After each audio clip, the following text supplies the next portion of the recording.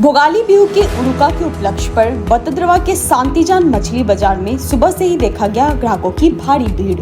हर वर्ष की भांति इस वर्ष भी इस बाजार में काफी भीड़ थी। उल्लेखनीय कि शांतिजान मछली बाजार न केवल स्थानीय स्तर पर बल्कि पूरे असम में मछली निर्यात करता है। बाजार के पास स्थित शांतिजान बिल, कुंजी बिल, रुमाड़ी बिल, चाला बिल आदि से कई प्रकार की मछलियां पकड़ी जाती है। कई मछुआरे हैं जो उरुका के विशेष त्योहार के अवसर पर विभिन्न प्रकार की बड़ी मछलियां बेच रहे हैं। মাছ নিবলৈ আহিলোঁ। মাছ উৰুকাই নিশা মাছ খাম, মাংস আছে, মাংস খাম, এইবিলাকতো আছে আৰু প্ৰতি বছৰে আমি এনেকৈ আহোঁ বুলি ইয়াৰ পৰা মাছ লৈ যাওঁ। ৰৌ গোটেই অসমত গোটেইখিনি মাছেই আছে। ৰৌ মাছ আছে, ভেকেৰা মাছ আছে, বৰালি মাছ আছে, মানে আৰু হেৰি এইটো চিতল মাছ আছে, গোটেইখিনিয়ে দেখিছোঁ আৰু গোটেই অসমত যায় এই বজাৰসমূহ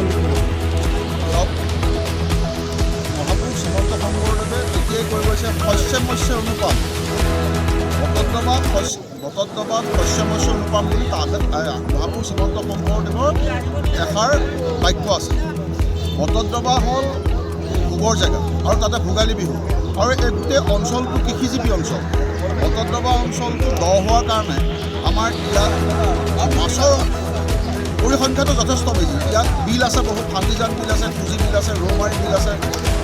গোটেই বিলবিলাকৰ মাছবিলাক ইয়ালৈ আহে আৰু ইয়াত যিহেতু ফিচাৰীৰ কাৰণে উপযোগী মাটি, সেইকাৰণে বতদ্ৰৱা অঞ্চলটো বৃহৎ পৰিমাণে মাছ উৎপন্ন হয় আৰু এই বজাৰখন আজি 7-8 বছৰমান হৈছে।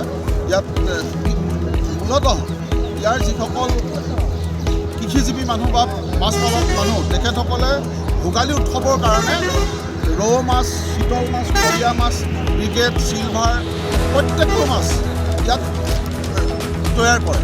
গতিকে শান্তিজানৰ বজাৰলৈ এই শান্তিজানৰ ঐতিহ্য আছে, সতীৰাধিকা শান্তিৰ নামত এই শান্তিজান বজাৰ। গতিকে এই গোটেই অঞ্চলৰ মানুহখিনি ইয়ালৈ যোৱাকালি ইয়াৰ পৰা অন্ততঃ একেবাৰে কম মূল্য 100 কুইণ্টেল মাছ বাহিৰলৈ গৈছে আৰু যিখিনি লোকেল মানুহৰ কাৰণে আছে সেই মাছখিনি অন্ততঃ নগা ডিষ্ট্ৰিক্টৰ পশ্চিম অঞ্চলৰ মানুহ মূলতঃ সেই মানুহখিনিৰ কাৰণে ইয়াত এটা যথেষ্ট পৰিমাণৰ মাছ আছে আৰু ইয়াত মাছৰ ৰেটটো অন্য বজাৰতকৈ যথেষ্টখিনি কম হোৱাৰ কাৰণে বাহিৰৰ পৰা মানুহখিনি ইয়ালৈ গৈছে। আপুনি ৰৌ, যিমান প্ৰজাতিৰ মাছ আছে সকলো মাছেই আছে। ৰৌ, ভকুৱা, তাৰপিছত চন্দাকক, আমাৰ লোকেল মাছৰ পৰা শ'ল, মাগুৰ, সকলো প্ৰজাতিৰ মাছেই ইয়াত আছে। टुकटुकी साबुल सिंह रिपोर्ट, डेली 24 लाइव।